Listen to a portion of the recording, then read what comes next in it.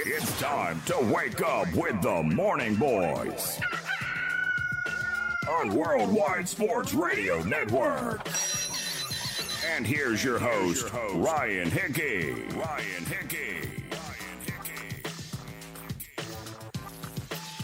Good Monday morning and welcome into the Worldwide Sports Radio Network. It is the Morning Boys with Ryan Hickey right here, exclusively on the Worldwide Sports Radio Network. Hopefully you had a enjoyable, fun, relaxing weekend.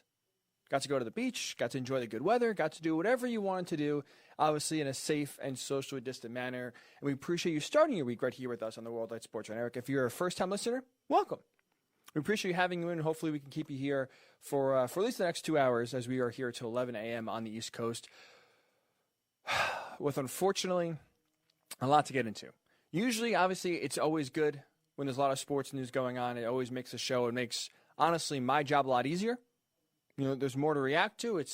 You can really kind of dive in and go real deep on a few topics rather than sometimes, other weeks, especially with no sports for 4 months. Some shows, as I'm sure you can imagine, you can listen to, were tougher to come up with than others. But unfortunately, like I said, this is one of those shows where in theory it should be good because there's a lot of news to talk about. A lot of college football news specifically. But unfortunately, all that news is not really good at all if you're a college football fan. At this point, the season is all but dead. It's all but over. We are just waiting for the official word from the Big Ten, from any of the other Power 5 conferences. And so far, at least from all the reports you hear, from all of the tweets you see, it is not good. So we will talk about what the hell happened, because that's one of my biggest takeaways. We'll get that here. We'll try to get some answers for Bill Bender, a great college football reporter, national college football for the Sporting News. He'll join us in just about a half hour, 9:40 or so on the East Coast here, because I feel, I try to come to this show with answers. I try to at least look at, things that happen in the sports world, look at topics, look at breaking news, and at least try to provide some sort of answer, some sort of clarity here, and go from a discussion from there. But I have way more questions than answers. I personally feel blindsided, which I'll get into here to start in just a second. And hopefully Bill can give us some answers of how we got here, what is going on, and really what was the impetus for all of a sudden, it feels like in a blink of an eye, college football going from it's going to start on time, we're going to try to have a season, who knows if we can finish, we'll try to have a season, to then just hours later, all of a sudden the season is not even going to get started. So we'll do that at 9:40, 10 o'clock. If you're a big golf fan, a great and exciting golf tournament this weekend out at TPC Harding Park. It's Colin Morikawa wins the PGA Championship. I want to kind of talk about that tournament in this perspective, because if you watch a lot of the coverage, whether it's on ESPN, whether it's on CBS, you see a lot of tweets. Obviously, Tiger Woods still has a lot of pull. Right, he's still very relevant in the golf world. He's still very relevant to a lot of casual golf fans.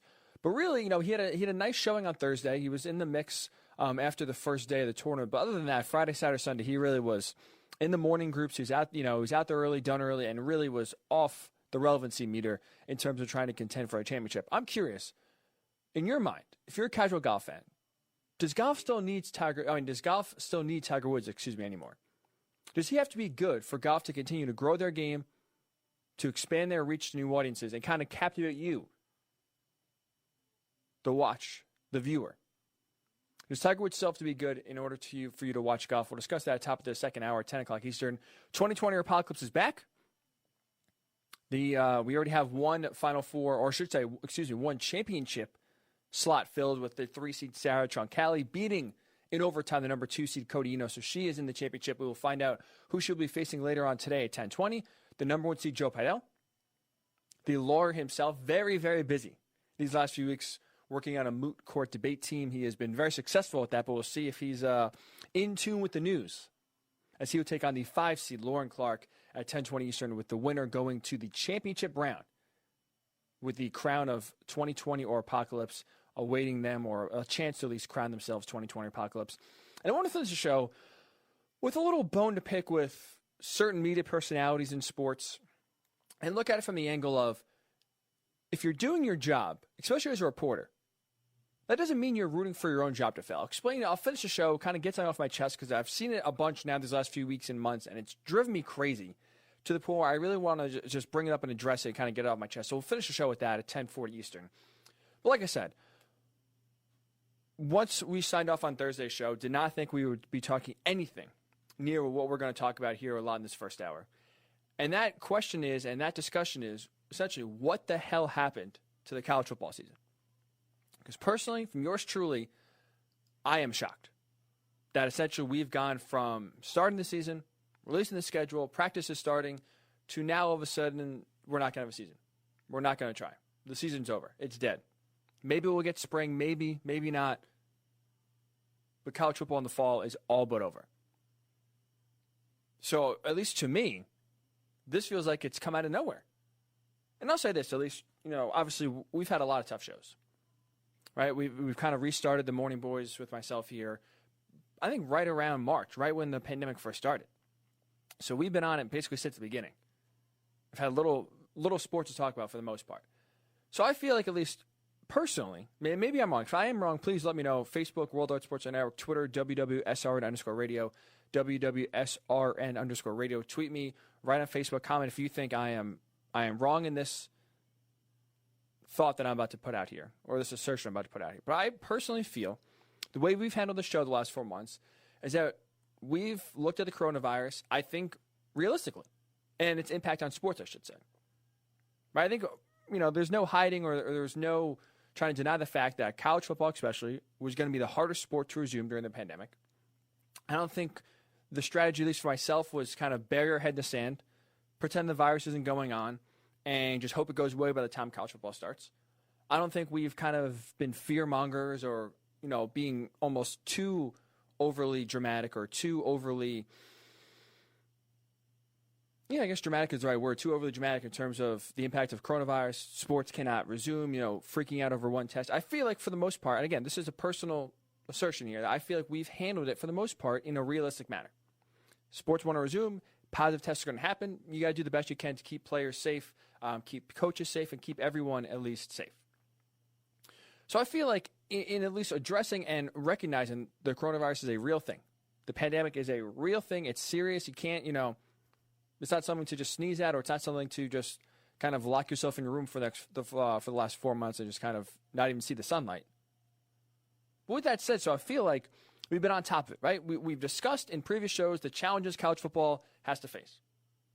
I really thought the conference-only schedule, to me, was the best opportunity for college football to play because all the testing protocols are the same. Once you start playing teams outside your conference, once you start playing teams in lower conferences with smaller budgets and less testing resources, to me, that is where you really put teams at risk.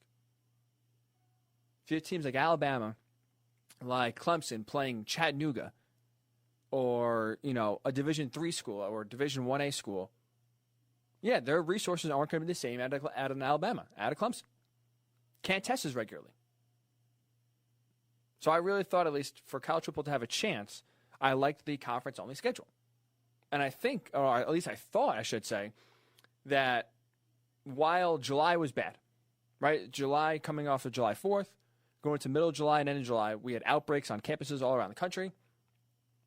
Teams were struggling to even just hold voluntary workouts without players getting sick. I'll be honest, that was really a low point, at least for me, of having confidence that college football could be played this fall. But I'll be honest, I feel like those concerns kind of quieted down. The positive tests around college campuses have kind of slowed down a little bit here in the last few weeks. And at least looking at the landscape of the country and looking at the landscape of these universities, the virus the last few weeks has not gotten worse. In some cases, it's actually gotten better. Look at Northwestern. Northwestern is a perfect example of a team that had a positive test, shut it all down, was quarantining, and realized then that positive test was actually a false positive. No one actually had contracted the virus, which is good. I mean, obviously, rather be safe than sorry, but it's good that you rather have a false positive than a false negative. So Northwestern was back at practice. Ohio State, a team that had to quarantine shut down, they're back at practice. So you had teams starting to come out of this, and at least it seemed to appear to that college football was going to start. Again, who knows once it actually gets started if they can keep players safe and they can finish the season. But it seemed by all indications, once we got past July, and there's really no discussion of canceling the season, moving it to the fall, even delaying it a month or two, it seemed like, okay, we're going to try. We're going to attempt to start. We'll see where we get from there. So to me now, to all of a sudden log on Twitter on Saturday morning to see whether it's the likes of Pete Thamel does a great job at Yahoo, Pat Forty does a great job at Sports Illustrated. They've been all over the impact of the virus in college athletics specifically, tweeting out and saying, industry sources are telling them that basically the season's all but dead. Big Ten is desperate to cancel their season. Feels out of nowhere. And I'm going to ask you, where did this come from? Am I living in I don't think I'm living in some sort of fantasy world here where, again, I had my head buried in the sand and just assumed that, everything's going to be okay. We've laid out the challenges on this show. And with that said, there was still really, I feel like there was no real warning. There was no real inclination that all of a sudden the season was in peril. Dennis Dodd, who's been on the show, does a great job at CBS Sports covering college football specifically. He wrote an article on Saturday talking to two different Power 5 athletic directors. And this is quotes that they told him anonymously in his article. I want to read these for you. So one Power 5 athletic director over the weekend told Dennis Dodd, quote, "I think it's inevitable the season will not be played this fall." Another Power 5 athletic director, "I'm in the opinion of it's when, not if, the 2020 season is canceled." The MAC, Mid-American Conference, who was the first Division I conference to cancel their fall season, their announcement on Saturday morning adds more momentum to the finish line. I think everyone's medical group is now telling them all the same thing. We have to keep having these same conversations, end quote. So two different Power 5 athletic directors are telling Dennis Dodd it's inevitable, essentially the season's dead, and it's a question of when, not if. But here's my question. Where was the sentiment earlier this week? Where was the sentiment last week, 2 weeks ago? Because guess what? Guess what these universities, guess what these conferences did last week? They inspired hope. The Pac-12, the ACC, the Big Ten, the SEC, for the 5 Power 5 conferences, all last week released their schedules. All of them. Pac-12 announced their start September 26th. The Big Ten tried to start on Labor Day weekend. The ACC and the SEC are starting a little later on, but they all released their new schedules. Their 10-game schedules, they all released the different opponents when they're playing. So if this was such a concern, if this was such an inevitability, according to his athletic directors, why would you release the schedule? Not to mention, not only releasing the schedule, they started practice already. Ohio State's at practice. The Big Ten is at practice.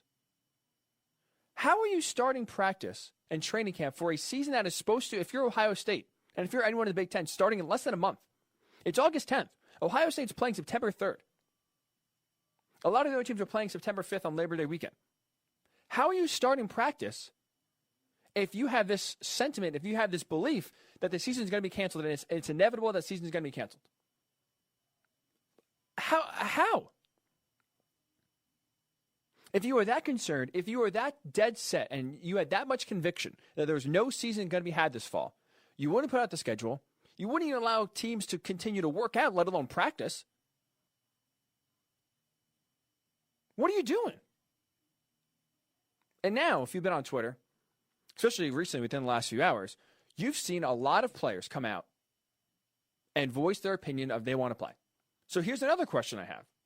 Along with why'd you put out the schedules, why allowing teams to practice, how much have players, the ones actually on the field, the ones actually taking the risk, how much have they been consulted through this process? Because guess what?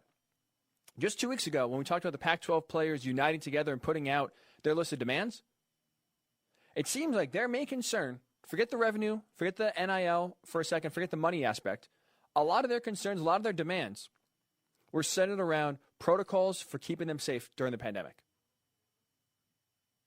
Different ways that schools can implement protocols to keep the players safe, testing to keep everyone on the same page, and keep transparency basically the main issue, or the main goal, I should say. Excuse me.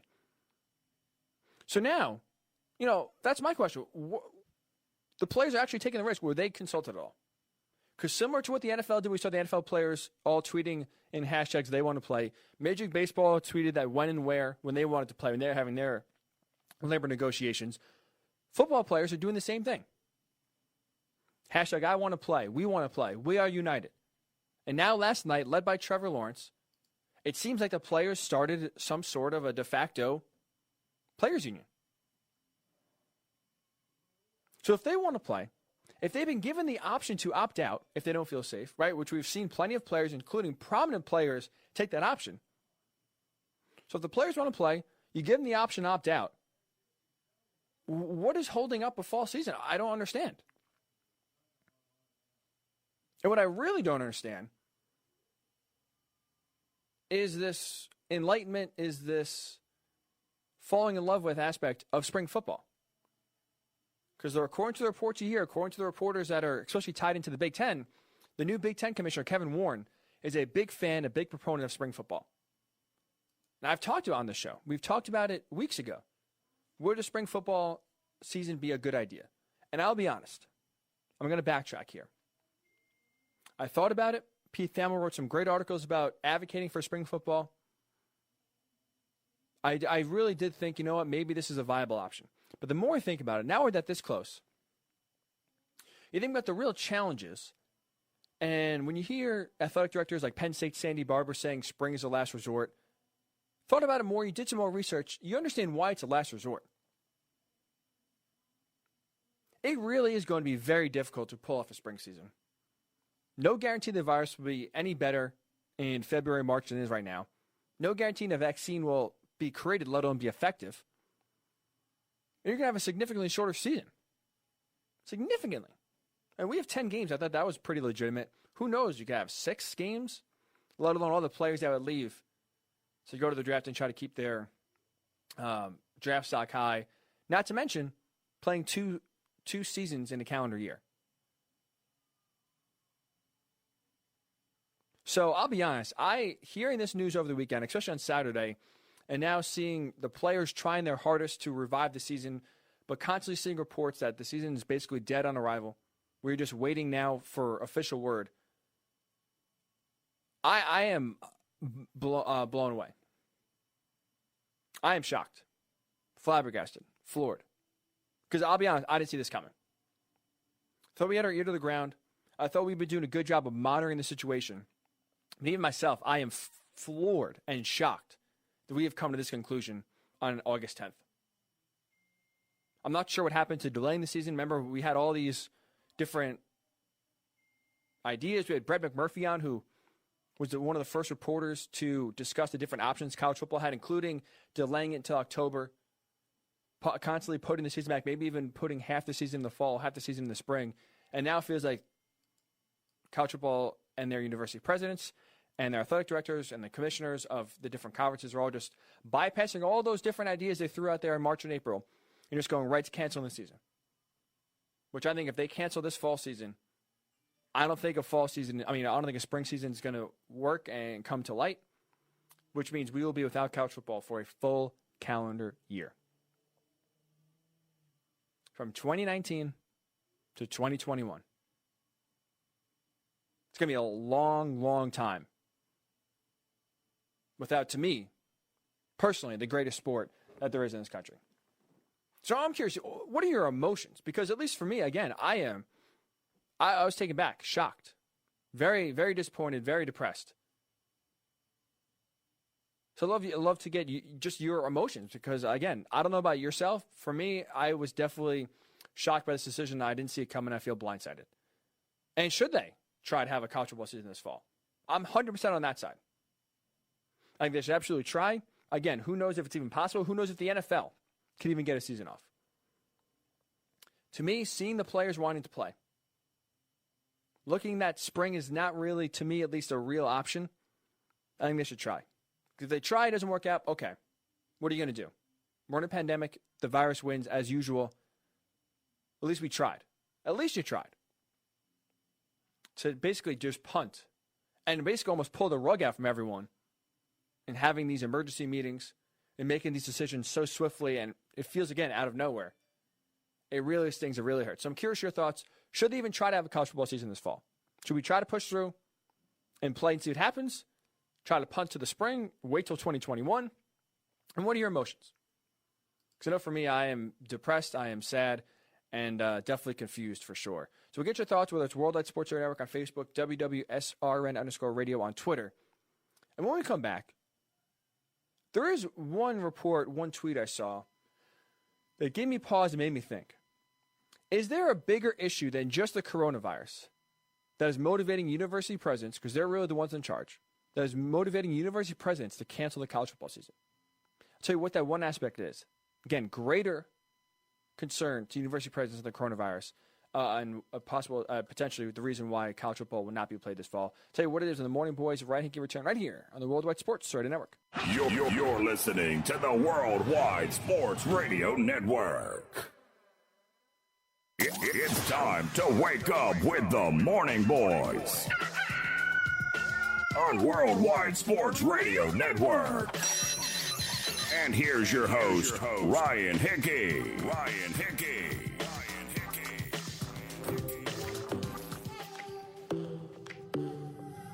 One more drink, one more Bacardi, one more dance at this. And we are back here on the Worldwide Sports Radio Network, trying to put the pieces together of what led to all of a sudden it feels like the sudden downfall and the sudden collapse of a 2020 college football season, at least this fall. Seems from all the reports you read, all the tweets that you see being published, the season is all but dead. It is all but over. We are waiting the official word from whether it's the Pac-12 conference to be the first Power 5 to announce that they are not playing fall sports, the Big Ten, or possibly all 5 of the Power 5 conferences with a united message that there is no college football at all this fall, which we're talking and we're reacting to getting your emotions to. Because personally for me, blindsided, shocked, because this feels like it came out of nowhere. We'll try to get some answers in just about 10 minutes or so. Bill Bender, Sporting News, National College Football Reporter, will try to give us some answers. Is this surprising? Should we really be shocked? And really what led to all of a sudden what feels like to me at least this rapid development that went from we're going to start a season, we're going to put the schedule out, we're going to start practices. And a few hours later, a few days later, you know what, screw it, we're done. No college football this fall. So getting your thoughts, getting your reaction, whether it's on Facebook, Worldwide Sports Radio Network, Twitter, WWSRN_radio. You want to tweet me personally, Ryan_Hickey, and the number 3, getting your reaction. So obviously, at least my main premise on the open here was obviously the concerns, the main concern for canceling the season was because of the coronavirus. Obviously, we're in a pandemic. Affects everyone, and football, as we know, is the one sport that is essentially the perfect spreader of the virus. Tough, especially to keep college kids safe. There's no bubble. You know, a lot of these Big Ten universities will have thousands and thousands and thousands of students coming back to them within the next few weeks here. So really, that was always going to be the toughest sport to resume, always going to be the toughest sport to get up and running.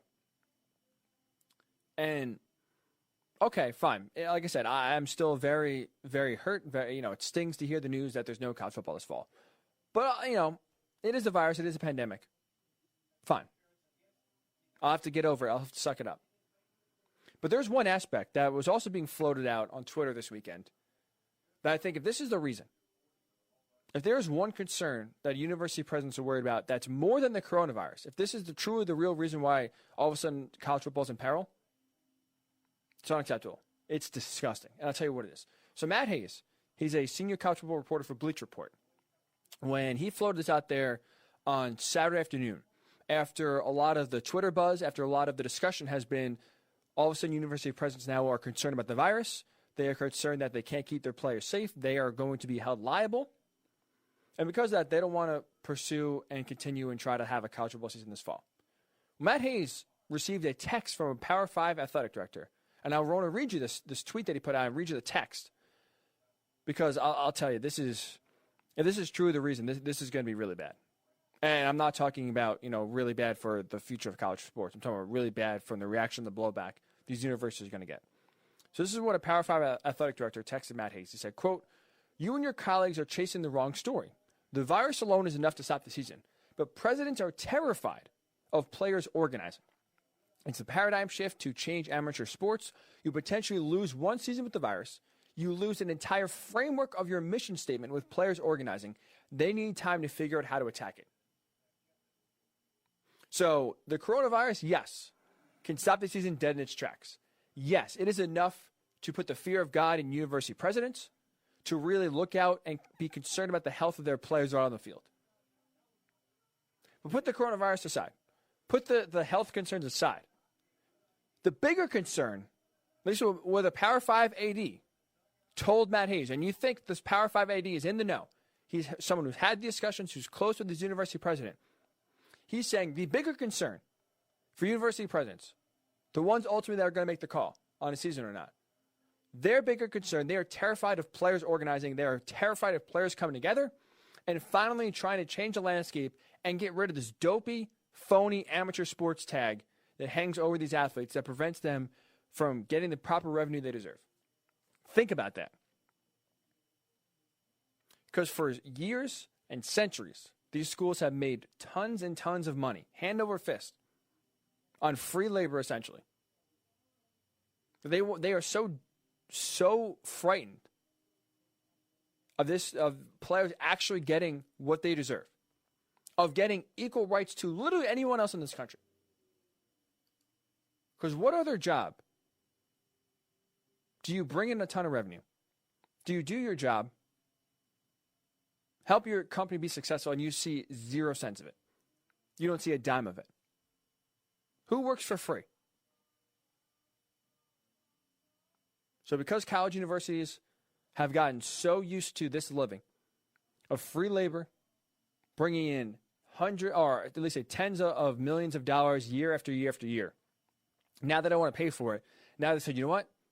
In theory, it's cheaper to not play a season, lose. In some cases, you have Wisconsin, you have Penn State claim that they will lose $100 million alone if fans aren't in the stands this year. They scrap it all, lose the TV revenue, lose the conference revenue. In their mind, it's cheaper to not play than it is to give the athletes their proper due. And that is just, I'm sorry, that's disgusting. That is unacceptable, and that's absolutely disgusting if that's the case. And what I don't understand, from my perspective, is that no matter what these university presidents are going to do, they can kick and scream all they want. Players are getting paid next year, let alone. This time next year, players will be getting paid.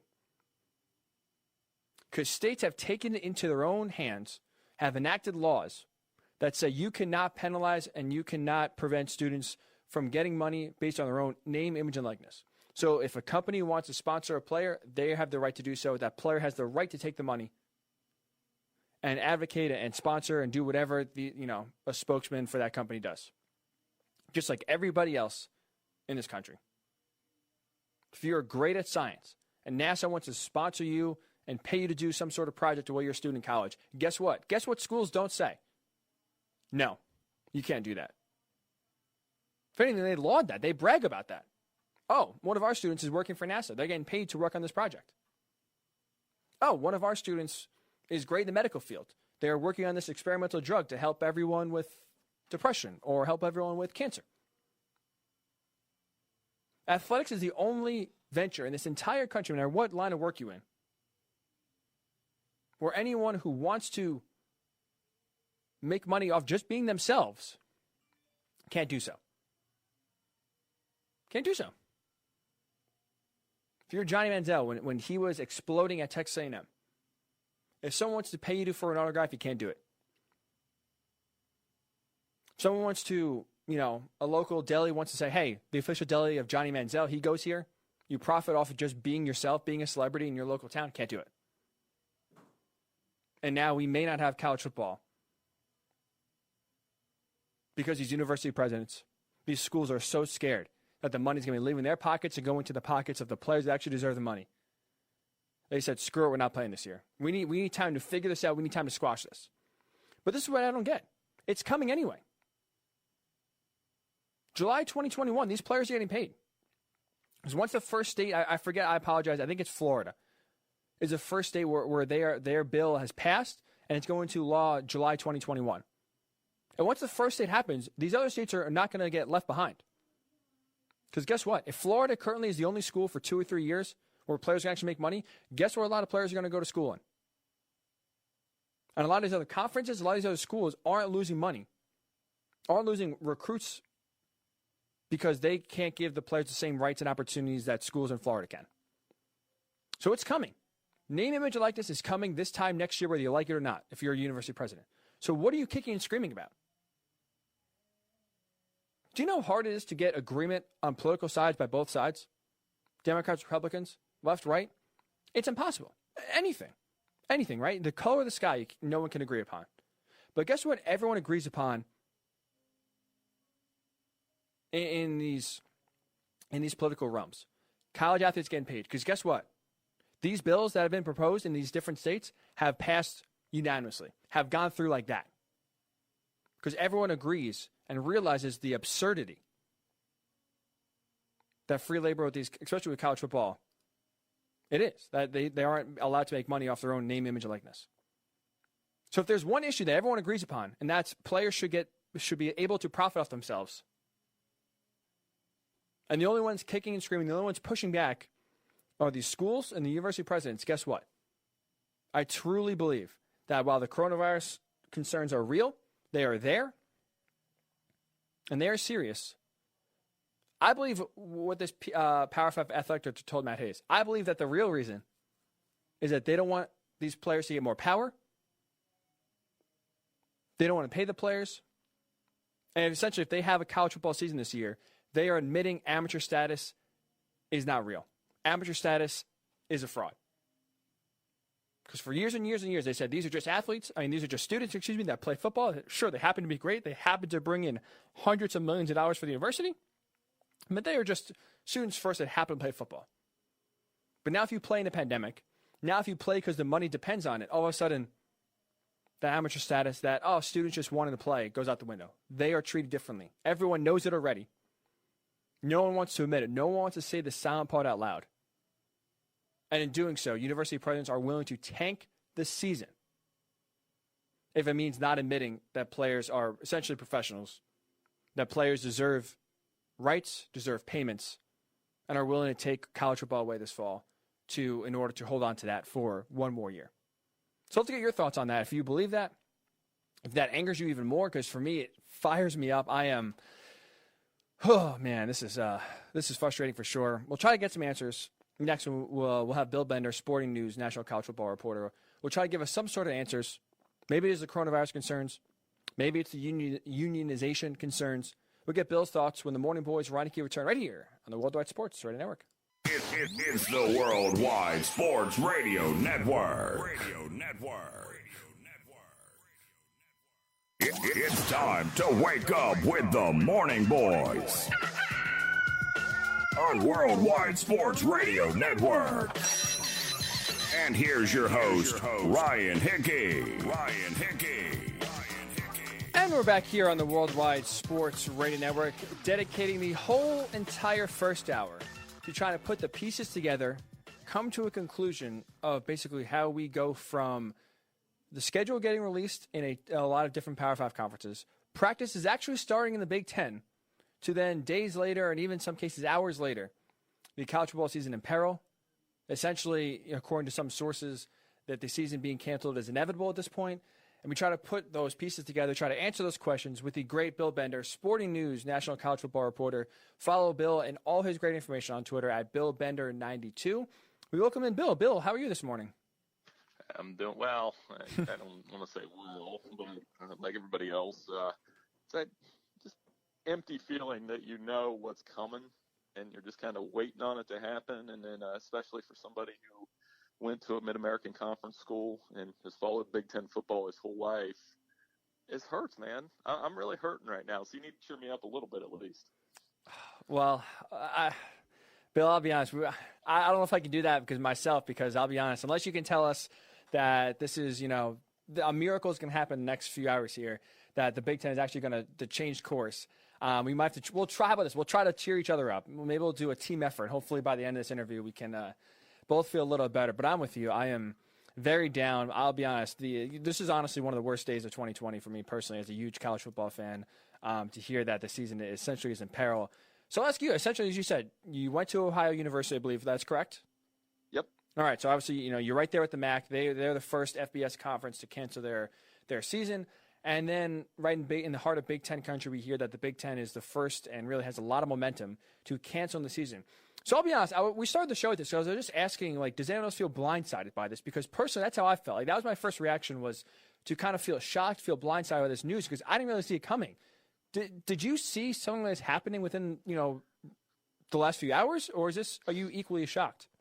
Well, I'm not shocked, just because I'd maintained for a couple months now that I didn't think they were going to play.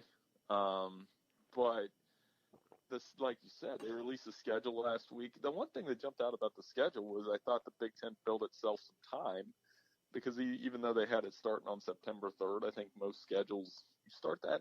I said all along, you got to start it the last week of September and early October, see where we're at. And instead, we get a full schedule that starts on Labor Day week. And I don't know about you, Ryan, but there's no way that Ohio State and Illinois were going to play before Labor Day. So I'll say this, Bill. I actually like that because for me, you talk about time. I actually like the early start because to me, that's what it did. It bought them. So whether it was like 10 games, and I believe in 14 weeks. But if you move the Big Ten championship back, I think it gave them almost 6 or 7, basically essentially bye weeks to where, God forbid, if an outbreak does happen or you want to be extra cautious, you can cancel games and still make them up later on. So to me, at least, I thought the Big Ten had it right with all the schedules. You start early, so that way, worst case scenario, like you said, right. I mean, the odds of them starting on Labor Day are small, but if they can't do it, okay, fine. You push those games back to the end of the year, and you basically keep on kicking the can down the road. So at least I had some options that they were starting that early. But I guess you don't feel that same sentiment. No, I didn't. I didn't think they were going to start early because we haven't seen anybody practice. We haven't seen a tackle. That's why I keep telling people when I see a tackle, I'll let you know. But with all of that, I just didn't think they'd start on time. I like what they did, though, to your point of building the time factor in there. But it seems like it's all for naught. I mean, this is coming down to a couple things. There's obviously more at work than just COVID here. There is the player movement factor. You saw last night a sweeping movement from some of the game's biggest stars. Like Trevor Lawrence doesn't have to lead that movement. Justin Fields doesn't have to lead that movement. But those guys want to play. And I think what you're seeing is the schools with the $100 million revenues and the schools with the studs that are capable of winning this thing, they want to play, and to no surprise. And I think that's going to be the next big debate is, are they going to try to cobble together some makeshift league for those schools that want to play? So I guess we'll go right there then. So how much weight, I guess, or how much pause do you think that this player movement, again, led by a guy in Trevor Lawrence who doesn't need to play, essentially is the one player who can afford to not play another snap and will still go number 1 overall, if anything, playing would only hurt his stock, not really help it anymore. How much weight do you think this new player movement, if anything, could maybe change the tide and change the momentum of what it feels like inevitably the Big Ten, followed by everyone else, canceling their season? Is there any hope that this newfound player movement developed essentially late last night could really change the tide? I think no, not this year, but maybe future seasons, because I think what it contradicts in some ways is the way the Pac-12 came out, and they wanted a lot, right? Right. That probably got the commissioner's attention, and I don't think they were going to get 50% of the revenue anytime soon. Now, what Trevor Lawrence and Najee Harris and Justin Fields and several others tweeted out last night seemed like a perfectly reasonable plan that could have been enacted over the last 6 months. Yes, let players opt out. Yes, let them not lose a scholarship. Yes, let's work toward a college football players association so their voice can be heard when something like this happens. Absolutely, all of those things should happen. But why are we doing this in the middle of August and not, when it's time to make these decisions? You know what I just, it's a disjointedness from the top. And I think, some of the to-do list for college football in the offseason will be to address player unions, to get a college football commissioner, to figure out the finances, because they're going to take a huge hit. And then you wonder about the Power 5, Group of 5 separation. But I'm less about that because I think the Group of 5 needs the Power 5, and in some ways vice versa. You're going to need that money in those games in the future. It's a good point. We're talking about Bill Bender, Sporting News, National College Football Reporter, at BillBender92 on Twitter. So, Bill, I'm curious. I actually was reading an article this morning. I apologize, forget the author, but it's on Cleveland.com. And they're making the argument that a player union maybe could actually help universities in the span that, or in the sense that right now, especially because the NCAA put the new requirement that schools cannot have students sign waivers. So essentially, that puts all the liability if players get sick, if they get seriously sick, on the schools. So he was making the point that a player union can actually help in the long run because now all of a sudden, essentially the players are taking on some of the risks, similar to baseball, similar to NBA, NFL. We all see players are assuming some sort of risk here. Do you think in the long run, and again, like you just said earlier, I guess it's too late for this season, but in the long run, would a union actually not just benefit the players, because I think that's obvious, but benefit these universities as working with a partnership instead of essentially, what they have been with just not a dictatorship, but essentially, free labor. Yeah, I mean, this is part of where we're at. I think the likeness discussion was a good step. I thought college football was moving in the right direction on those things with player likeness and potential compensation down the line. I mean, the transfer rules have been relaxed greatly, which all benefit the student athlete. And I mean, people are going to go straight to the NCAA and blame them, but it's not the NCAA. It's the school presidents. It's the conference commissioners. And yes, the NCAA governs all over the top of that, but until there's a college football player or a college football commissioner to sort all this out, you're going to run into the same problems. I mean, look at the difference. I mean, a couple people were tweeting about this and getting upset, but I mean, the NFL, by all standards so far, has done okay, right? I mean, they let players opt out. They're having training camp. They may be able to play. I think the NFL is going to end up pushing through it and play. I would agree. I mean, we'll see if they can finish. I mean, that's a question. We don't even know if they can finish. Right? I mean, obviously the NFL has a lot more advantages than college football. College football obviously is going to be the hardest of any sport to resume, just because, I mean, you're working with free labor. These schools, ironically enough, is it fair to say this statement, Bill? Is it fair to say that, ironically, because schools have pushed amateur status now for essentially centuries, since college sports have been around, they've prided themselves on amateurs playing the sport. They're just students that happen to play sports that happen to generate millions of dollars of revenue for these schools year in and year out, but they were just students. They were treated like everyone else. Is that sentiment finally coming back to bite them, in a sense that if they just recognize students as maybe semi-professionals, essentially let students benefit off NLI, that maybe they can actually pull off having a season, whether it's a bubble, whether it's just treating football players differently than regular students, as we all know they are? Is it basically fair to say that essentially because this amateur status that schools have relied upon for centuries is finally coming back to bite them? Yeah, I mean, that's all true things. I mean, it's just one of those environments where they're not just students. We all know that. And they're not treated just like students either, though. I mean, that's the other part. Right. They get full scholarships, they get athletic training, all those kind of things. And I think it's that. But they deserve more than what they're getting is the general consensus that we all should be able to reach now. That, yeah, they should probably be compensated in some way. I don't know if 50% of the revenue is ever going to happen, just because, remember, football funds a lot of those other athletic programs. So, yeah, it's just devastating that they're probably not going to play college football this year. It's devastating from the standpoint that it could impact colleges for years to come. Could lead to some football programs going under. I don't know if we'll have 130 football programs next year. We'll have to see. Yeah, it's a great point. A very unintended consequence for sure. Talking to Bill Bender, Sporting News National College Football reporter. So, Bill, I guess like let's just go back to what you said right there, because obviously, right, the Pac-12, when they put out their list of demands, I thought for the most part a lot of them made sense. A lot of COVID requirements, opt-out requirements. But the one that took all the headlines, of course, the one that distracted away from basically everything else, was that 50% revenue split. So I'm curious, is that what's holding up these university presidents? Because name, image, and likeness, whether university presidents want it happening or not, it's coming down the pike. I believe Florida is the state next year where July 2021 it's a law. And so you got to think every other school is not going to have Florida benefit while they can't. So we got to think at the latest July of next year, this time next year, we will have some sort of rule in place allowing name, image, likeness, and players to benefit from that in all sports. So what is I guess I'll throw it to this way first. Do you think that the money aspect is a bigger concern for these university presidents and a bigger driving force to cancel the season than actually safety concerns about coronavirus? I mean, yeah, yes and no. I mean, I think that's they are most concerned about the coronavirus because, like I said, from the liability standpoint there, all it takes is one student athlete being put on a ventilator or dying, and you never know.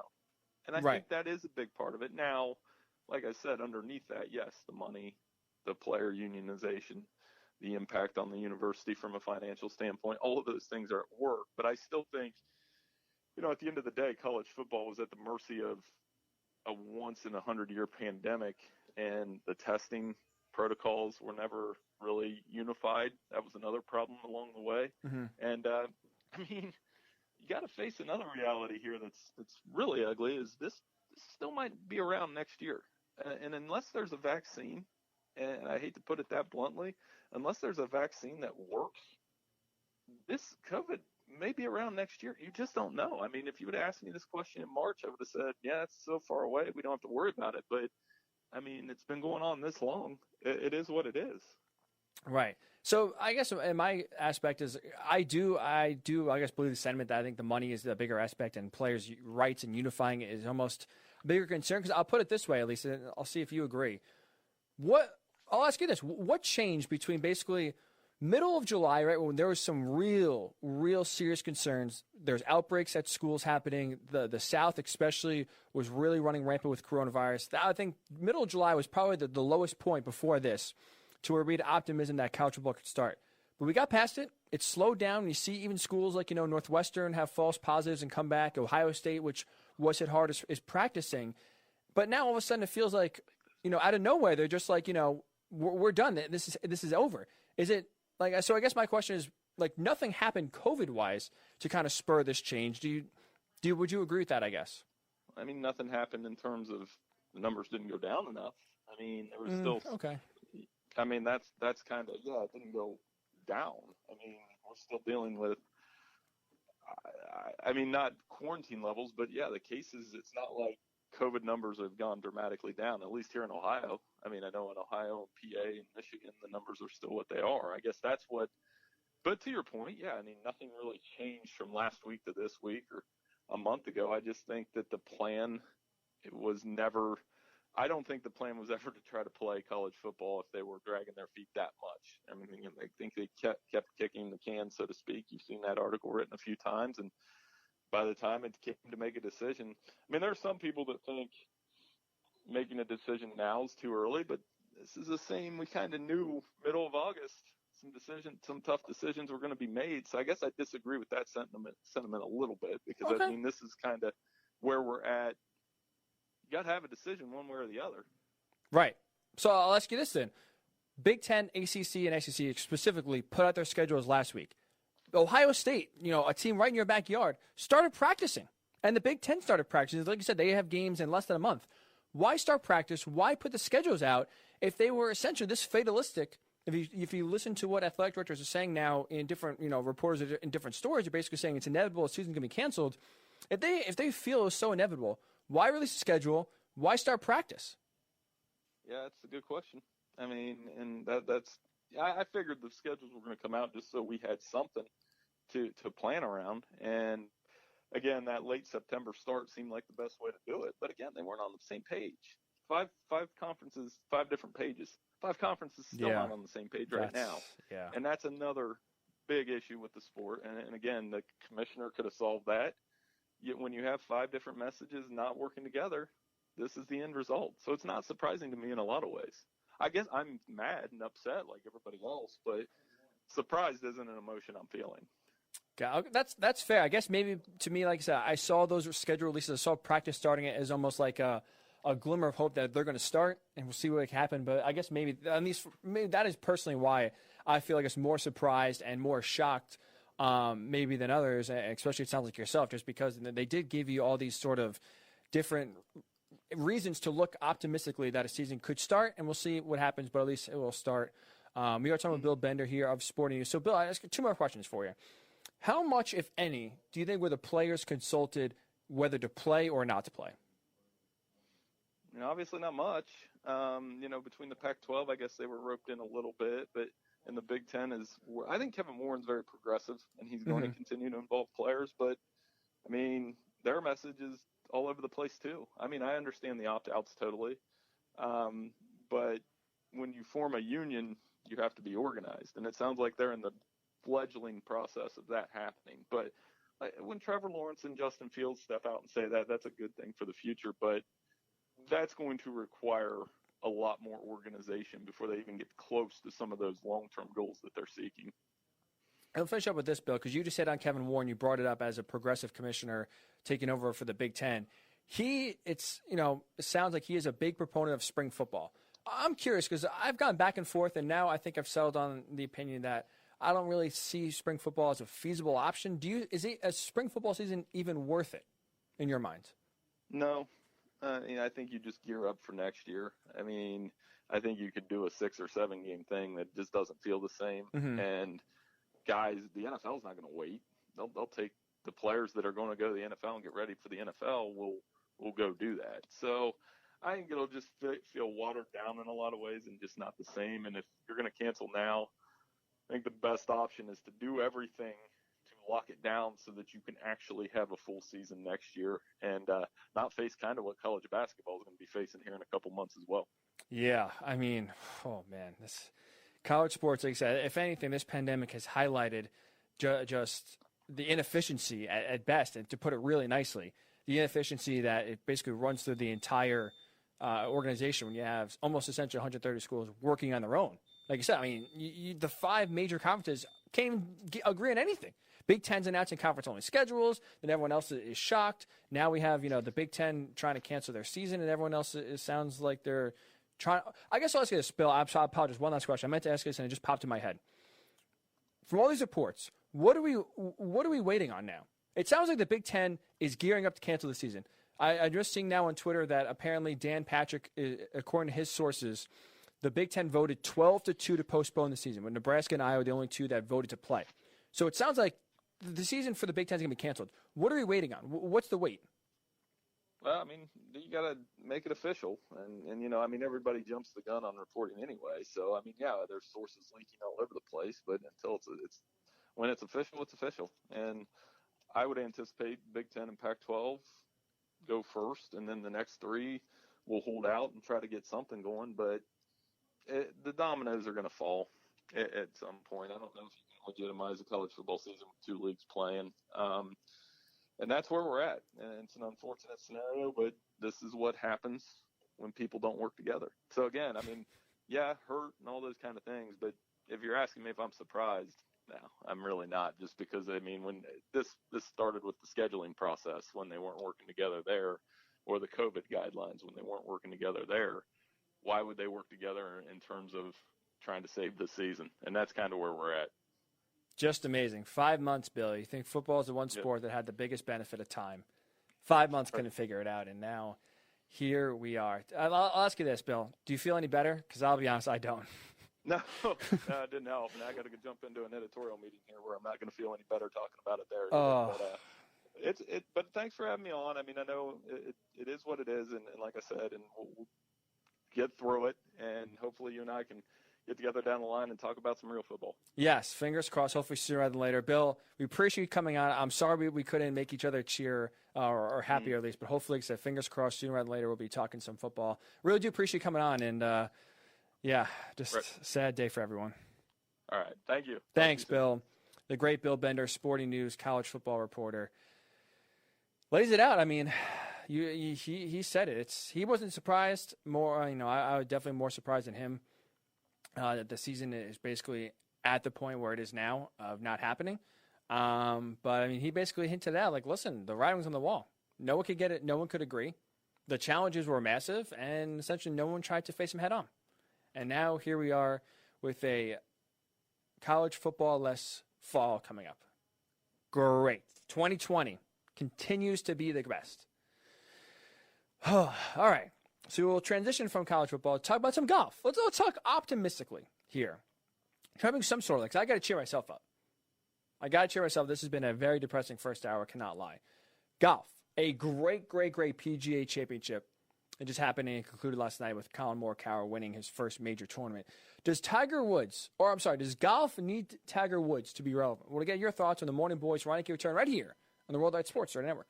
You're listening to the Worldwide Sports Radio Network. It's time to wake up with the Morning Boys on Worldwide Sports Radio Network.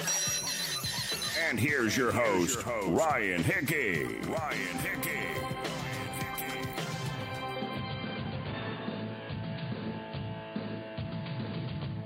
I'm sorry, I had to do it. I got to hear it. If we go an entire fall without hearing the greatest theme song, the SEC on CBS music, I don't know if I can make it to 2020, I'll be honest. It's already close. I promise you I'm getting there. I am ready to pull the plug.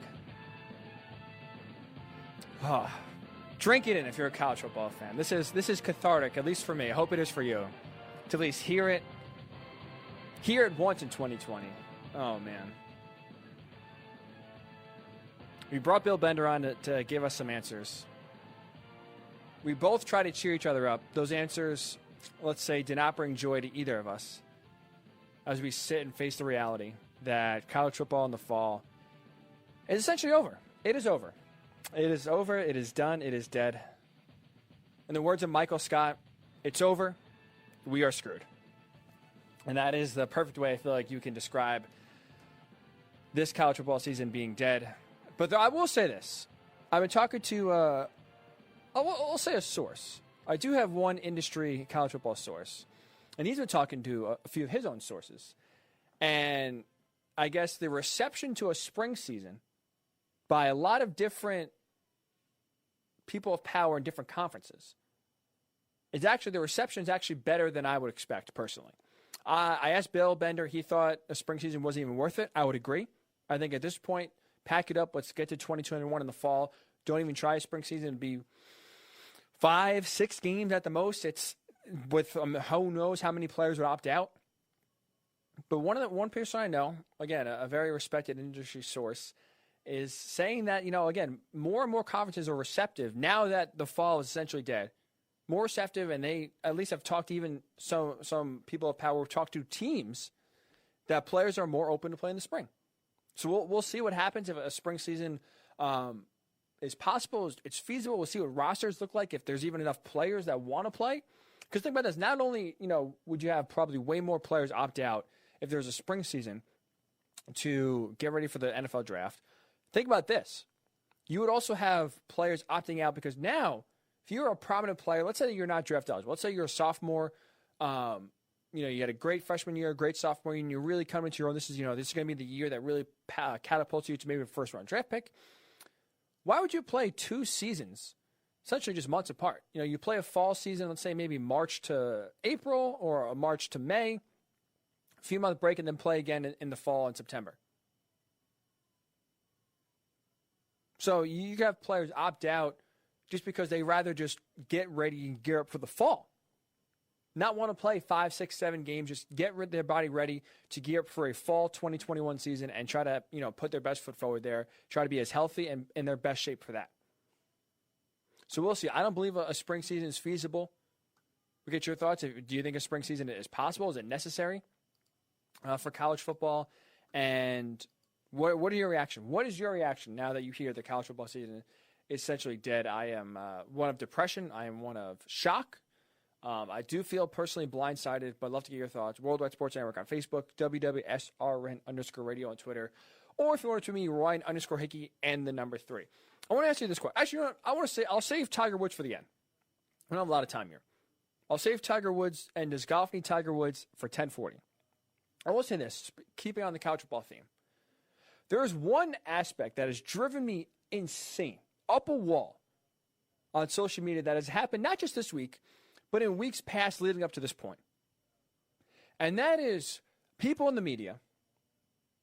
Well, we won't call them reporters because they're not reporters. They're more analysts. They are more in the roles of watching the games and reacting to them. Not talk show hosts, but, they're more inside. The TV analysts you see. For examples, Joel Klatt, a great college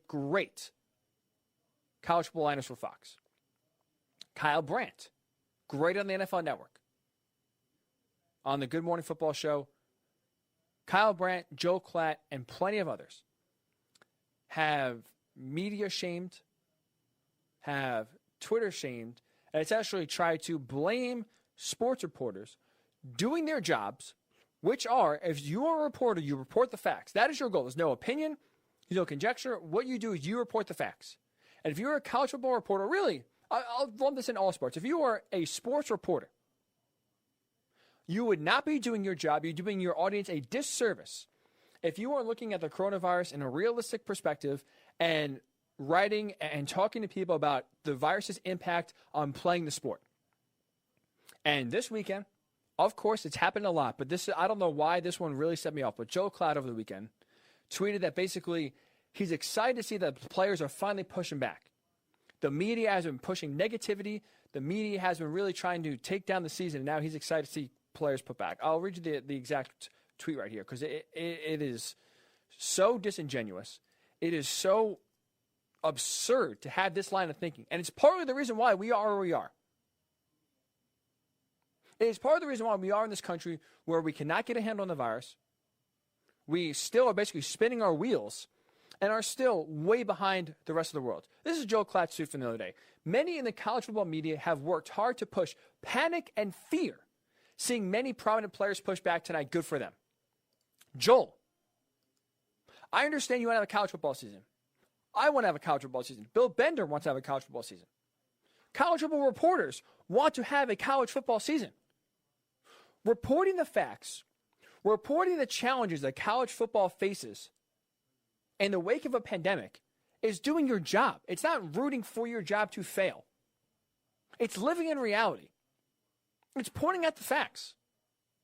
Could you imagine from March to now, if all sports reporters did was put on rose-colored glasses, ignore the virus, and talk about how, excited they are for their sports to return. Once they do return, there's going to be no bumps. Imagine baseball reporters are talking about how, oh man, the teams are going to be fine. Players are going to be fine. We're going to get the season off and a hitch, no big deal. And you watch the Marlins and the Cardinals have outbreaks, you would lose your mind. Games postponed. The season was almost shut down 3 days into the year. Could you imagine if you kept reading articles, reading tweets, and it was all positivity, it was all basically ignoring the virus, not taking it seriously, and instead just propping up the sport? We'll be fine. The NFL, no problem. Forget that football is the ultimate super spreader sport. Forget that snot, spit, sweat, heavy breathing, close quarters. Forget that that's basically the entirety of a football game. And if one player is asymptomatic on the field, the odds of everyone else getting it are very high. Forget that. Forget college football. No bubble, less testing resources, and having kids on campus. Screw it. It'll be fine. Could you imagine where we are? I feel shocked. Again, we've had shows talking about the challenges college football faces. And I feel a little bit blindsided, to be honest, about the timing of this all. Bill Bender, someone who lives in reality, someone who's doing his job as a reporter, isn't shocked because he saw this coming. He kept asking the question, how are we going to play college football with a pandemic going on? So he's not blown away. He's not mind blown. He's not shocked. But if I'm personally feeling shocked right now that the season is basically dead in this fall, while sports reporters have done their job in reporting the facts about the virus and the challenges that these sports face in returning, imagine we didn't hear about that. Imagine there was nothing to bring us down to reality. Imagine there was no reporting that really gave us an honest truth, the cold hard truth that we need to hear. And instead it was just, rainbows and lollipops. Oh, this is going to be so much fun. Let's start breaking down the rosters. Let's start breaking down these non-conference games that are definitely going to happen.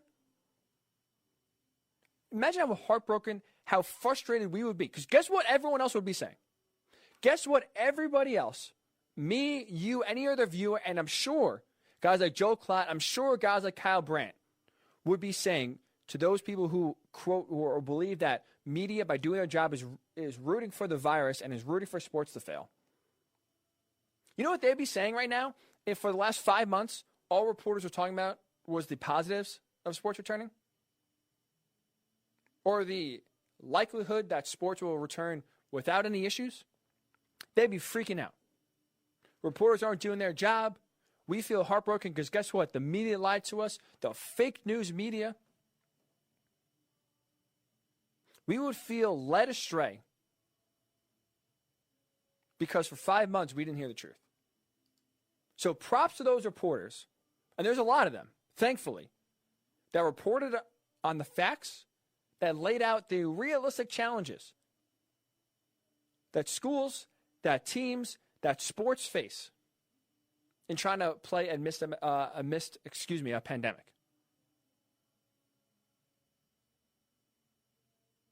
So shame on guys like Joel Klatt. Shame on guys like Kyle Brandt, Danny Kanell, and a bunch of others throughout these last few months that are trying to shame reporters that are doing their job and try to frame them as rooting for the virus, rooting for their own sport to fail, the sport that they cover for a living to fail, because they weren't all happy-go-lucky. They weren't all pandering to all of us who want to see sports back. They lived in reality. And I can only imagine what the reaction would be if no one or if everyone had the same mindset as Joe Klatt. Oh, you say anything negative, you're rooting for the virus. Do you feel happy? Do you feel happy that college football is dead? Should I ask Bill Bender that? Is he happy that the sport he covers for a living is dead for this fall? Are you happy that there's layoffs all throughout the sports world? It's insanity. It is insanity. It is so frustrating. And again, this has happened time and time again on social media. I understand Twitter is what it is. There's a lot of attention, look at me sort of tweets on Twitter. It's really a pissing contest to a certain extent. How can I say something that's going to get the most reaction? People are going to look at me. I'm going to get the attention that I want. I'm going to stand out amongst the millions of users. So I just want to get that off my chest. Very frustrating that, again, people who are doing their job are getting framed in a bad way. Framed as rooting for the virus instead of just living in reality. So, thank you for letting me vent here a little bit. Unbelievable. The 2020 is just, what's up is down, what's down is up. Again, I said this before, we can't agree on anything. And even now, reporters doing their job, people can't agree upon whether they're actually doing their job or rooting for their own industry to fail. Insanity. It's insanity. That's 2020. Basically, it is the opposite. If you're a Seinfeld fan, George Costanza, the opposite episode, does everything opposite. This is 2020. Everything that seems right is wrong. Everything that doesn't make any sense now all of a sudden is the prevailing thought. But, oh man. Well, speaking of 2020 and the wackiness that has been this year, let's keep it going. Let's talk about the weirdness, the craziness that's happened. 2020 Apocalypse Final Four. The number 1 seed, Joe Pidell. The number 5 seed, Lauren Clark. Only one advances to the championship round and take on the 3 seed, Sarah Troncalli. We'll see who goes to the finals next, right here on the Worldwide Sports Radio Network. You're listening to the Worldwide Sports Radio Network. It's time to wake up with the Morning Boys on Worldwide Sports Radio Network. And here's your host, Ryan Hickey.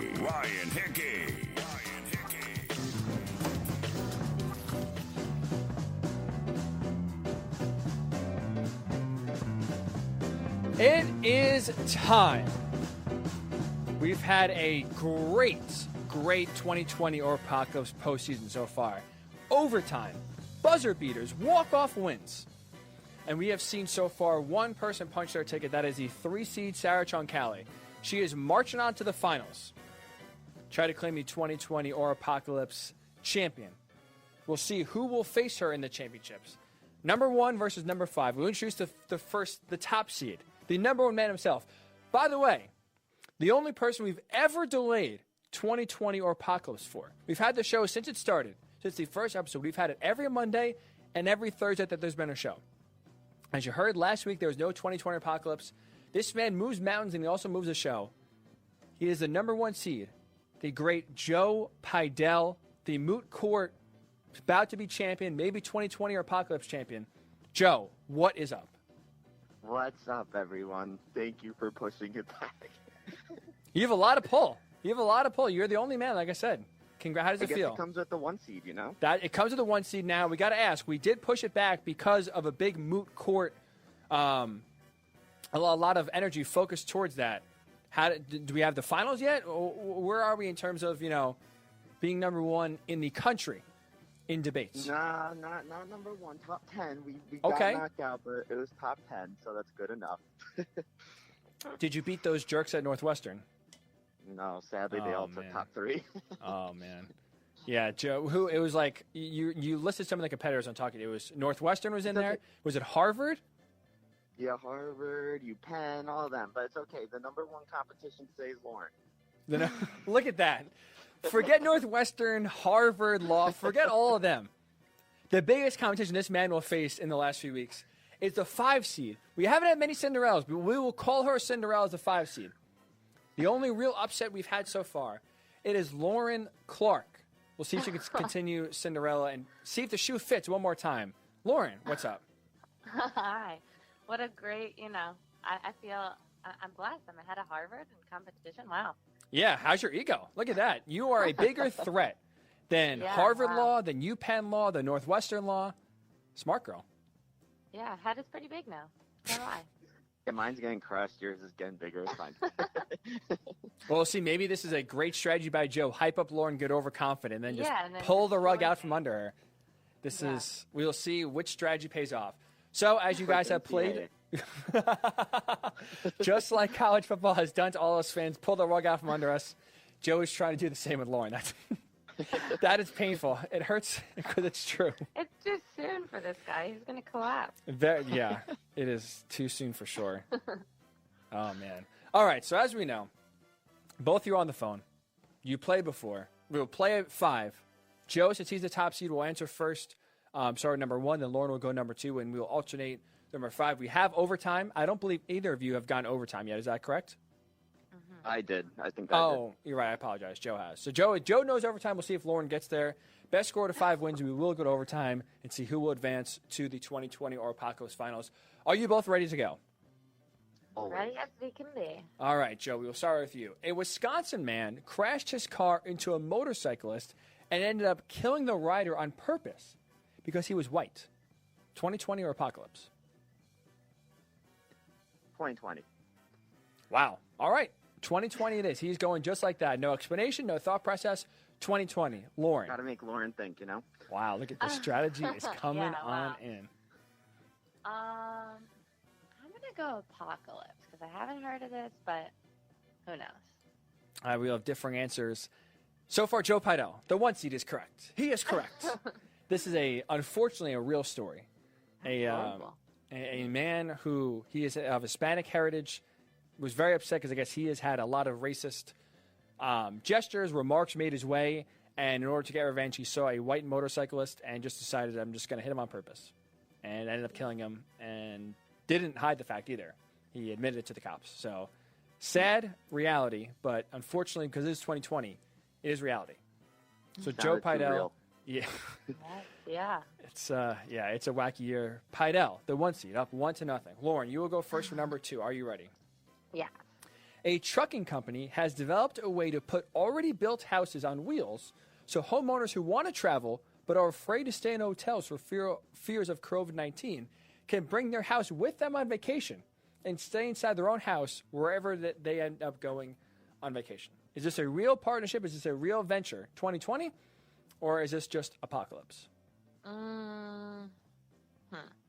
I want to say 2020, but then are there guidelines on the size of the house? That's what makes me wonder. I'll go 2020.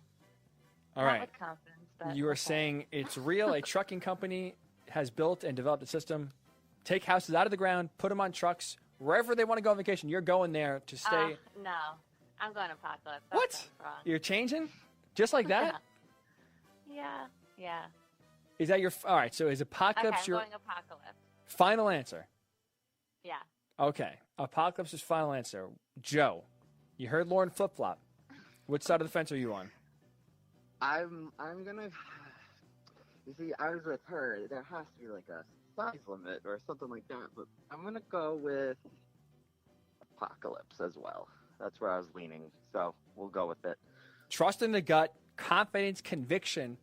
Both of you are correct. Lauren flip-flopping, Joe a conviction. It is fake, made up. There is no way that a trucking company is digging these houses out, putting them on truck beds, and driving them wherever people want to go on vacation. I mean, it could be you can build a house like that. You can have pieces of a house truck to build it, but... Right. Oh, you're 100% right about that. But at least that's why I didn't want to word it like that, because that is a real thing. But There's no business opportunity yet. I hope people listening Yeah. are taking these notes because a lot of these things I make up, not to brag, I feel like could be implemented. I mean, I don't know how you would basically dig up a house from the foundation and put it back, but it sounds, it sounds legit. I guess it sounds real. If law school doesn't work, I gotta think. There's, Yeah. Joe's ahead of the ball. Yeah. He's got options. He has options. So far, Joe, you're up 2-1 after 2 questions. You will go first for number 3. A squirrel in Colorado has tested positive, not for the coronavirus, but for the bubonic plague. 2020 or apocalypse? This sounds like this is not my answer yet, but this sounds so 2020 at this point. Squirrel has the bubonic plague. A squirrel in Colorado tested positive for the bubonic plague. The Great Plague back in the Middle Ages that wiped out a ton of the living citizens there. This is tough because it feels like, okay, I'm hoping that's just out of our current times, but it just sounds so possible. You know what? We're going to go for it. 2020. All right. Bubonic plague in Joe's mind is back. The coronavirus here, screw. Why not bring the bubonic plague back? Bring it back from the dead. And a squirrel in Colorado tested positive for it. Joe's saying this is a real story 2020. This could be a blonde moment. I'm not really sure. Lauren, what are you thinking here? 2020. This is 2020. Are you saying with confidence? Are you going to change your answer? Confidence. So you know this is a real story. Yeah. You would be correct. This is a real story. The bubonic plague is back. So the coronavirus wasn't enough. All this crap that's gone on in 2020 isn't enough. Let's bring back a virus and a plague that's been, I thought, dead for centuries. And we're talking the Middle Ages here. Was when you learn about the bubonic plague, but it is back, at least in Colorado. And this is a real 2020 story. Joe, you are 3 for 3 so far. Killer Hornet. 3 for 3. They're trying to make quarantine more interesting, That's true. And Lauren, you're right. Killer hornets. These animals, man. The murder hornets. Bubonic plague and squirrels. It's. If we all make it out alive, honestly, that we might have to have like a trophy or a party or something because this sounds like the world is doing everything possible to kill us. Well, it'll be 1999 all over again. Why 2K? But yeah, exactly. Why 20? Something. That's a good. Oh boy, this is. We laugh because it's sad. It is scary. That's for sure. But with that said, Joe is 3 for 3. He has a 3-2 lead over Lauren. Lauren, you'll go first for number 4. Big one here. Now, if Lauren gets this wrong, Joe gets it right. Joe is in the finals. So just so we're on the same page here, a big potential for a close right here for Joe Pidell. Lauren, no pressure. Yeah, wow, jeez. But here we go. Monkeys have taken over a Thailand city, frightening residents so much that citizens have avoided leaving their homes, and even the police have given up trying to control the monkeys. Is that 2020 or apocalypse? 2020. No words. She sounds confident. Should I ask you, is that your final answer? Yes, final answer. Okay. Final answer, she's going 2020. Joseph Pidell, with a possible chance to win it here. What are your thoughts? I need you to say it again. I feel like I keep hearing it wrong. No worries. All good. I can repeat as many times as you need. So monkeys have taken over a city in Thailand, frightening residents so much that citizens have avoided leaving their homes, and even the police have given up trying to control the monkeys. So essentially, have monkeys taken over a Thailand city? 2020 or apocalypse? I'm going to go 2020 as well. All right, so win or lose, right or wrong, we will still have at least a question number 5. You both are correct. Crazy enough, it is 2020 after all. Monkeys have actually taken over in Planet of the Apes style, have taken over a Thailand city. Could you imagine that? Oh, man. Imagine that. Like, forget quarantining because of the virus or socially distant. You couldn't leave your house because the monkeys, and in the article, monkeys were actually attacking people, which is why they wouldn't even leave their homes. Could you imagine that? No. We don't even have any money. We don't have one monkey. Thank God, honestly. I mean, for real. If they're talking, who knows? I mean, if they unionize, whew, we are all in trouble. We all may never be able to leave our homes ever again.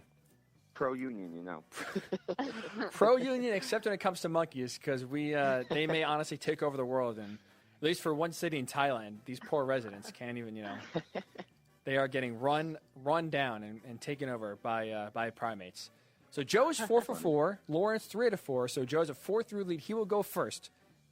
A chance to win it and go to the finals. You get it right, you're in. If you get it wrong and Lauren gets it right, we have a tie and we'll go to overtime. So Joe will go first. Here's number 5. Drake, the singer, the rapper, the pop star Drake, has announced that he is partnering with the CDC to put out a song that educates the youth on why the coronavirus should be taken seriously. 2020 or apocalypse? Sounds like a Drake thing, doesn't it? All right.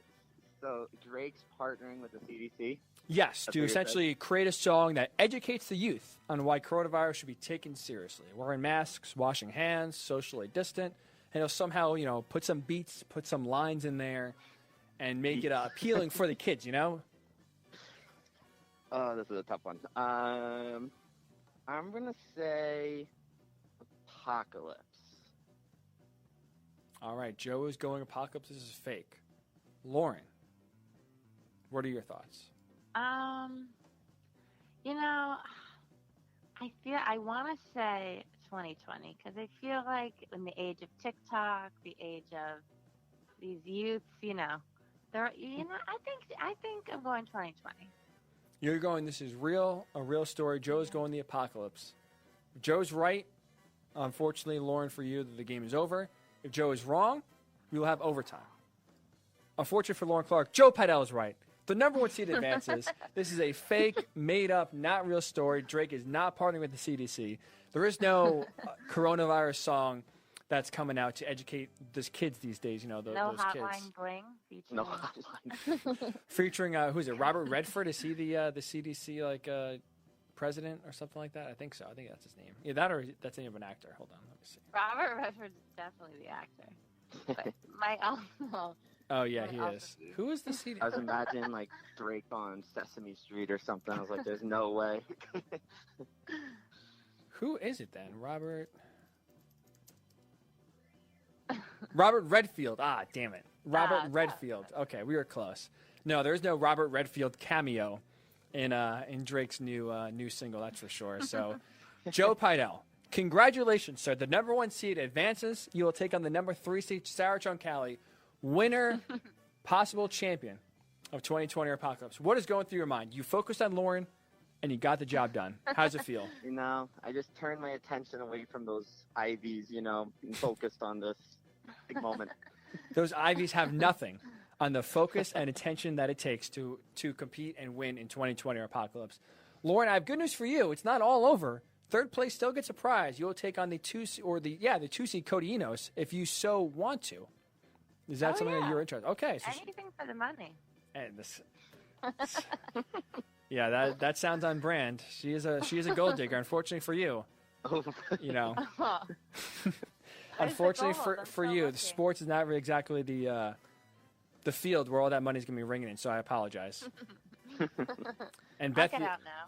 Lauren, I also hate to say you had a fan. Beth writes on Facebook, "Go Lauren." Well, she's probably disappointed. We're disappointed. I guess she's probably tuned out already. Probably. Joe. Going downhill fast. Yeah. It is all going downhill for you, Lauren. But hey, you'll still have a chance at third place. So you're still live in the money. Joe, we congratulate you. We'll see you in the finals for a chance to take on the 2020 Apocalypse crown. Congratulations. Thank you, guys. Congrats, Joe. That's why you're in law school and I'm not. Yeah, I was just learning this. Good game, Lauren. Wow, look at that sportsmanship here. That's what you love to see. Great sports. They battled it out, and now shaking hands after, and congratulations. Look at that. That's what you love to see. That is sportsmanship at its finest right there. I'm coming for the finals, though. Don't get it twisted. Sarah, I hope you're listening. I hope you're reading the news, because Joe Pidell is coming for you. He is coming. And we will definitely look forward to that. The number 1 seed versus the number 3 seed in the finals of 2020 Apocalypse. Congratulations, Joe. Lauren, we'll see you for the third place game, and we appreciate you playing. Thanks so much. Thank you, guys. The great Joe Pidell, the great Lauren Clark. Joe Pidell. 5th question gets it right, and he is in the finals. We congratulate Joe. Be a ton of fun to see the number 1 versus the number 5 seed. I believe how we're going to do it. Got to make sure, obviously, as you hear, Joe, very busy schedule. Man who's juggling law school, fighting off Northwestern, beating Harvard, taking it to UPenn. So we got to juggle that busy schedule. Hopefully next Thursday, I'm off on this upcoming Thursday. It's my dad's birthday, so I'll give him a shout out if he's listening. Happy birthday, Dad. Going on a little Montauk vacation to celebrate his day of birth. So there will be no show on Thursday. So the goal is have a third place match on Monday and the finals. The last time, hopefully, 20 or podcasts will ever be played. Because that means that we're coming out of it. This year has gotten less weird. But and hopefully the last game will be next Thursday between Joe and Sarah. We'll make sure those schedules are updated and obviously let you know. When we come back, congratulations to Joe Pidell one last time. When we come back, I want to get into this earlier, but didn't have time. Does golf need Tiger Woods to be relevant? Does golf still need Tiger to grow the game? We'll discuss that and get your thoughts for the PGA Championship and the Morning Boys. Ryan Hickey return right here on the Worldwide Sports Radio Network. It's the Worldwide Sports Radio Network. It's time to wake up with the Morning Boys on Worldwide Sports Radio Network. And here's your host, Ryan Hickey. And we welcome you back here on the Worldwide Sports Radio Network. Wrapping up here on a Monday morning, a very depressing, somewhat surprising in my mind Monday morning. As if you missed the news, first of all, I'm jealous that up to this point you've been unaware and at least had some hope. Because I'll be honest, since Saturday morning, all my hope has been basically vanished, taken away. But college football is on the precipice of getting canceled.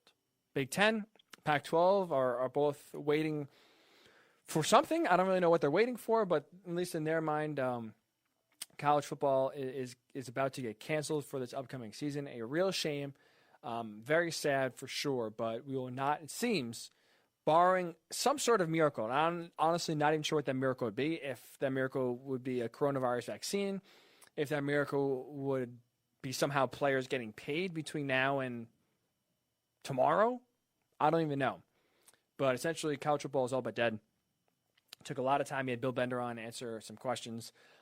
He is not as surprised, but definitely confused about just the lack of leadership, the lack of preparedness, it seems like, from college football these last 4 or 5 months.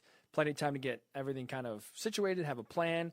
And in the end, 5 months of planning, 5 months of discussions led to absolutely nothing.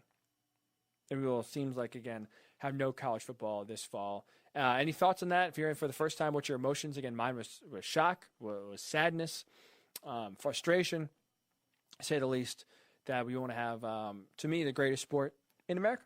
I love college football more than the NFL, more than baseball, more than basketball. It is the number one sport. I've only had one sport to watch the rest of my life.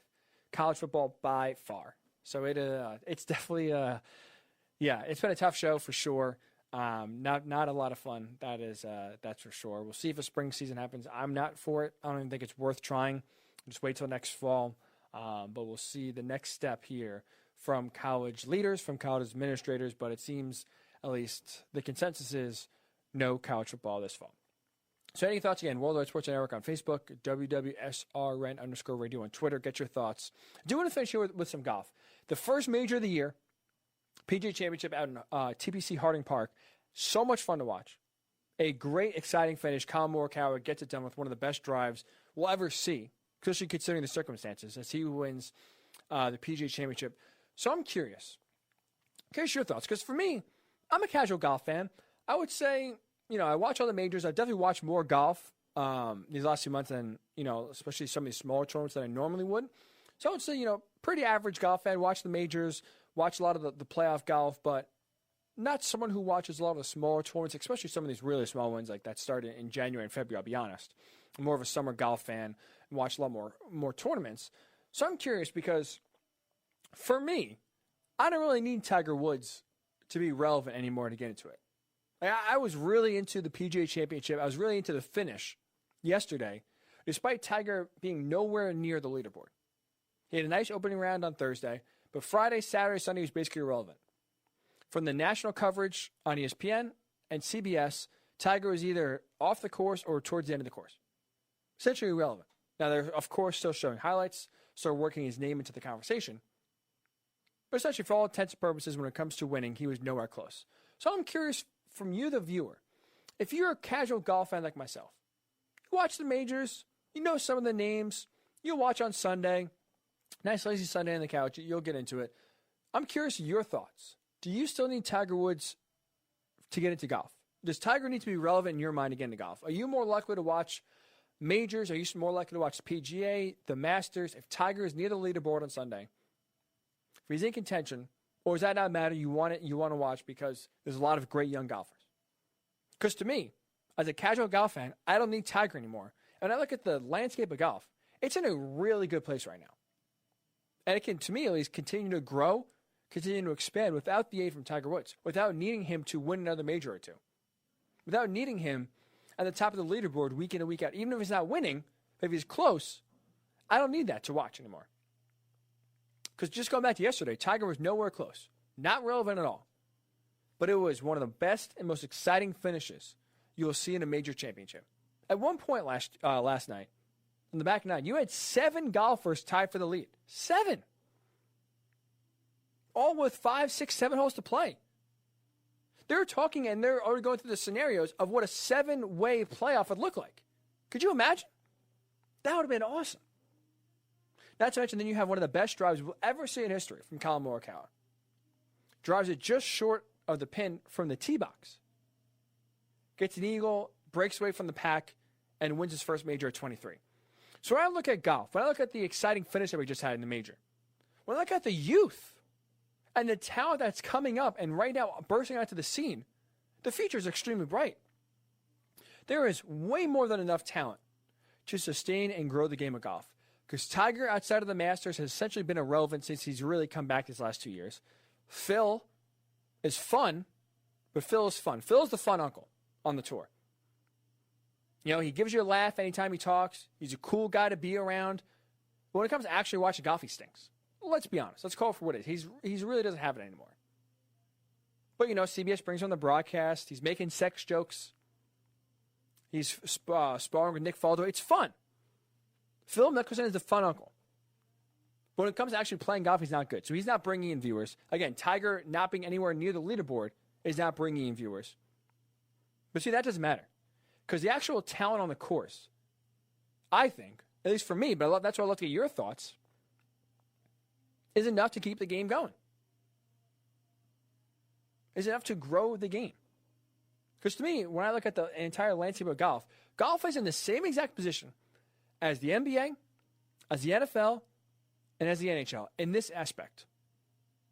The legend, the GOAT, the guy we have revered, the icon of that respective sport is aging out. And a new wave of youth is coming in. The NBA. Now, LeBron's still playing at an elite level. The Lakers still have a greater chance as anyone to win the title. But he's 35 years old. And he's been playing for a very long time. Those legs have a lot of miles on them. So while LeBron still, yes, is still high, still one of the best players in the league. I mean, he'll finish second in the MVP voting this year. Clock is ticking. Time is not on LeBron's side. But that's okay, because guess what? The NBA doesn't need another Michael Jordan or LeBron James, because they have so much talent coming through the pipeline. Devin Booker showing off. Luka Doncic is emerging like the next great star of this game. You have Kawhi Leonard still incredibly talented. You have Kevin Durant. The point is you have a lot of young, talented players coming up and really emerging on their own. Jason Tatum has been great. Joel Embiid is a rock there in Philly. There's enough talent to come up so that once LeBron leaves, you don't need another star player, another icon, another polarizing figure to either love or hate. Because there's enough talent to go around to make the game exciting. The NFL, same thing. Tom Brady's 43 years old. 2 years, I would say, at best, he has left to have a window to at least compete for a Super Bowl. If he wants to play after that, fine, but he won't be anywhere near Super Bowl contention, and he'll be like, to me, Tiger Woods is right now. That's okay. The NFL doesn't need to hold on to Tom Brady because they have a lot of young, blossoming quarterback talent. Patrick Mahomes, Deshaun Watson, Lamar Jackson, just to name a few. Russell Wilson's still in the peak of his career. So a lot of young quarterback talent that's ready to take over, ready to burst on the scene once Tom Brady's out of the picture. The NHL is the same thing. Connor McDavid is their best player, and he is still very young. The youth that continues to burst onto the NHL scene is amazing. And golf is the same thing. Tiger Woods is aging. He's still playing. He won the Masters last year. He showed you, at least in the first round of the PGA Championship, he can be in contention. Maybe not for 4 rounds, but he can have a round or two that'll put him right there. In some tournaments, he can still win. But I don't think golf needs Tiger to always be atop the leaderboard, to always be in the hunt on Sundays in a major to grow the game, to get attention to the game. The young talent that is currently on the golf scene right now is incredible. Colin Morikawa, 23 years old. 23. I'm a big Brooks Koepka fan. Him and the Bryson DeChambeau rivalry, to me, is good for golf. Some jabs going back and forth.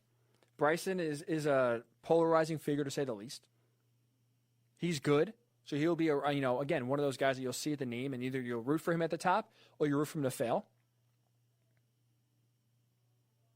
There's enough young talent. You still have, if they can figure it out, guys like Jordan Spieth. Justin Thomas, very young and very talented. Rory's a guy who, if he can just figure it out, would still be really good. There's enough talent, there's enough names there, to me, where golf doesn't need Tiger Woods anymore to be relevant. Golf doesn't need Tiger 2 shots off the lead on a Sunday for us to tune in. Because guess what? Especially now, I hate to say it, with college football gone and a lot more majors to come in golf, not just this year, but I think there's 7 majors left in the next 11 months. So we're going to have a lot of big-time golf play this next calendar year. I think a lot of us are watching a lot more golf than we would because of college football not being played. And I think once viewers, especially again, if you're a casual golf fan that maybe don't watch as much as the diehard fan, when you see the talent that's out there, when you see the skill level, how high it is, when you see even the different styles of play, I think it will hook you in. So I'm curious. We're going to continue this discussion on Twitter, Ryan_Hickey, the number 3. Ryan_Hickey, the number 3, since we're about to get out of here. Are you into golf? Does golf need Tiger Woods to be relevant? Does golf need Tiger Woods to be successful in order to continue to grow the game and gain viewership? I say no. I think there's enough youth. I think there's enough talent. Right now, there's a good competition to where you will have an example like we had yesterday. 7 players tied for the lead on the back 9. That's exciting golf. To me, that will get viewers watching. I'd love to get your thoughts. Again, Ryan_Hickey and the number 3. If you want to tweet me your thoughts, since you're about to get out of here, I'd love to get that. But I'm very curious what the casual golf fan thinks, that if they need Tiger Woods to be relevant or not. So I'll do it for this Monday show. We appreciate you listening. We appreciate Bill Blender coming on and giving us a few minutes here. It was a depressing show. I apologize. It's been not great to have come to the realization that college football is no more.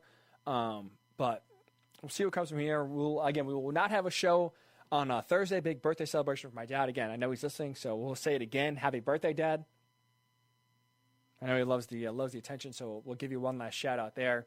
So we'll be back on Monday, a week from today, with all the latest breaking news on college football and everything else that goes on. So sit back, enjoy a great week. We'll talk to you Monday right here on the Worldwide Sports Story Network. You're listening to the Worldwide Sports Radio Network.